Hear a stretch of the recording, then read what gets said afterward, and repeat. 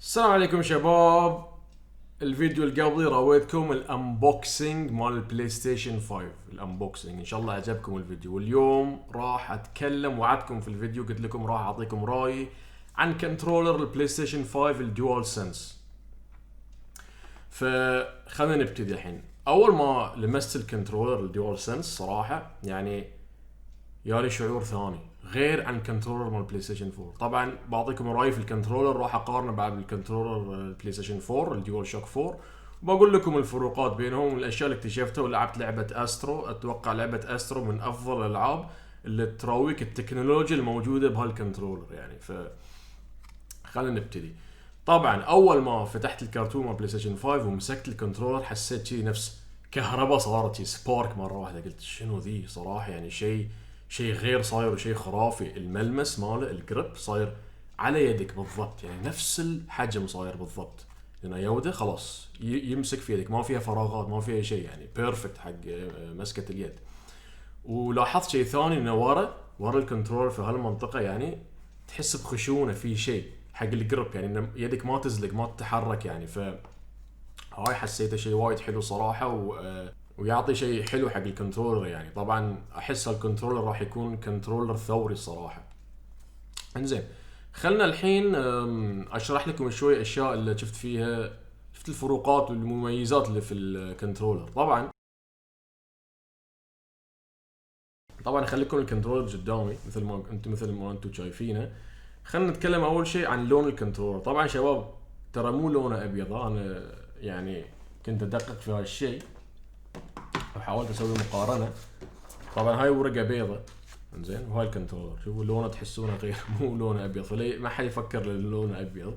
فيها خلطه اتوقع بين الرمادي شوي وبين الابيض، فهاي حق لون الكنترولر. مو بابيض مثل ما تفتكر الناس عبالها الكنترولر لونه ابيض.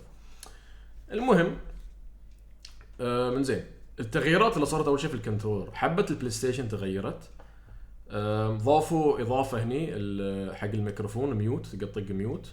الحبات مثل ما تشوفون شباب ترانسبيرنت، يعني شفافين صايرين.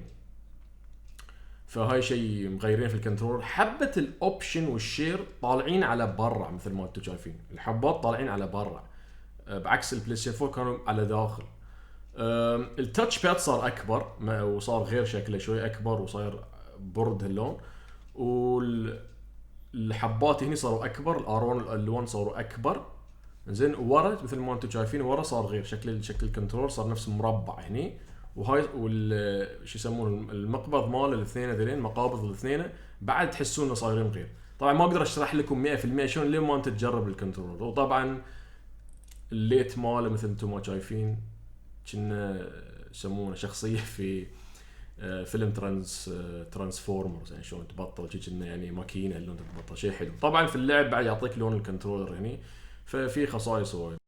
طبعا شباب اهم ميزات الدول سنس والحين راح اشرح لكم اياه، واتمنى تقدروا تفهمون لانه وايد صعب اشرح لكم المميزات الجديده الثوريه اللي يسمونها الهابتيك فيدباك. هاي اهم مميزات الكنترول، هاي وايد صعب تشرحها بالكلام، فبحاول ذا بيست اي كان ان اعطيكم الخصائص الجديده والاشياء اللي عجبتني في الكنترول الدول سنس. طبعا شباب لان لعبت لعبه استرو عشان اشوف الكنترولر شنو يعني اهم مميزاته، لاحظت ان الفايبريشن غير في الكنترولر، غير عن اي فايبريشن انا جربته في اي كنترولر ثاني. يعني لان تلعب اللعبه مثلا تمشي على الارض مثلا في التراب مثلا، او تمشي بالبحر زين، او تمشي مثلا على الحشيش، ولا تعرف يعني محل ثاني بحر تراب حشيش حديد وات ايفر، الفايبريشن ماله غير، يكون ما يكون يعني نفس الشيء. تحس بالمشي، يعني اذا طحت مثلا في الماء تحس ان الفايبريشن شوي يصير هني شوي يصير هني. اذا مثلا مشيت تحس بالخطوات. اذا مثلا ركبت سياره ولا اي شيء تحس يعني شيء غريب صاير. الفايبريشن في اللعبه في ثوري صاير غير، تحس انك صدق قاعد تمشي يعني. وخصوصا ان تسحب اشياء وتدفع اشياء بعد تحس فيها. يعني انا ما ادري شلون اشرح لكم ذي، لكن يخليك تحس كانك انت داخل اللعبه. يعني الاحساس دي مال المشي، مال الضرب مثلا، مال الطيحات، مال تتسلق سلم مثلا، تدخل مثلا سياره، هاي تحس كل شيء تحس فيه كأنه نبضات قلب تصير عندك كذي وتحس فيها يعني. الخاصيه الثانيه اللي اشوفها اقوى خاصيه في الهابتك فيدباك وفي الكنترول مال ديوال سنس، ال L2 وال R2 البريشر اللي يصير فيه غير عن باقي الكنترولرات مال بلاي ستيشن اللي جربتوهم. يعني مثلا شلون اشرح لكم، الكنترول مو بس صاير سنسيتيف انه تدوسه شوي وشوي وشوي، يعني شيء اللي ما يصير لك نفس ريس السياره، لا، اوقات تدوس تشوفه يوقف، تحس انه اوه الكنترول شنو خربان اخترب شيء، تحس شيء يوقف ما تقدر، يعني صاير نفس، صاير شو اقول لكم يعني شلون اشرح لكم، كنا علق يعني خلاص ما يروح زياده تحت، لازم تدفع اكثر تحت عشان تروح تحت، فتحس انك قاعد كأنك تكسر حاجه، تعرف يعني كأنك قاعد تكسر عشان تنزل تحت. فهاي خاصيه شفتها وايد قويه وما تصورت، يعني شيء يخوف لما تجرب ال L2 وال R2 بهالخاصيه، تحس في شيء غير صاير يعني في الهاي. فهاي خاصيه يعني اول مره اشوفها في كنترولر، خصوصا يعني مثل ما قلت لكم ديوال سنس يعني قدم شيء ثوري في عالم الالعاب يعني، ولازم تجربونه عشان تفهمون الشيء اللي انا اقصده. طبعا الانالوج ما احسه تغير وايد، يعني اشوفه نفس الشيء، لكن ما ادري لازم اجرب الكنترولر اكثر واكثر عشان اعرف. حاليا اشوفه نفس الشيء ما تغير. حبات الديجيتال الاسهم حسيتهم وايد صايرين مريحين اكثر من البلاي ستيشن 4، يعني خصوصا حق العاب الفايتنج، مثلا تبي تسوي ربع فره نص فره او فره كامله، احسه وايد صاير سموث مو خشن. نتذكر على ايامنا لان كنا نشتري كنترولرات حق البلاي ستيشن 4 وايد خشين الحبات، تلعب فيهم عشان يلينون، هاي يلين لك لينين، تعرف فن صايرين يعني. هاي شيء وايد حلو الصراحه. طبعا شباب راويتكم الحين بعض الخصائص اللي في الدوال سنس والهابتك فيدباك، وهاي اللي انا قدرت اجربه يعني في هالايام. والكنترول صراحه وايد عجبني واحسه يعني من افضل الكنترولات اللي انا جربتهم. بس خلينا الحين نقارن شوي مع الدوال شوك 4 مال بلاي ستيشن 4. طبعا هاي عندكم مال بلاي ستيشن 5 الدوال سنس، وهاي عندكم مال بلاي ستيشن 4 الدوال شوك 4. انزين خلينا الحين نقارن الحجم.